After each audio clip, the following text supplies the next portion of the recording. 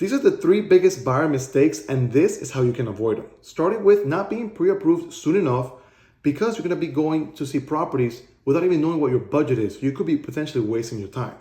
Number 2 is looking for that perfect home or waiting for that perfect home may cost you a huge amount of money, because if you're looking for that ideal perfect home that meets 100% of your criteria, you may be waiting forever. Every property is going to have these little defects or little details.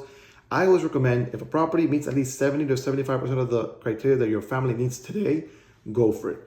And lastly, buying more home than you can afford.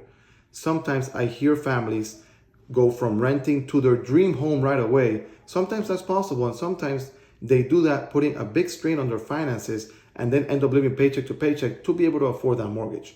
Don't do that. Buy a property that meets your criteria today, that you're still comfortable living to pay off the rest of your expenses, to maintain your lifestyle. But the solution to all of this is to work with a local professional real estate agent in your market. And if you guys have any other questions, don't hesitate to reach out. My name is Bryan Roach, a real estate agent here in Miami, Florida. I'll see you next time.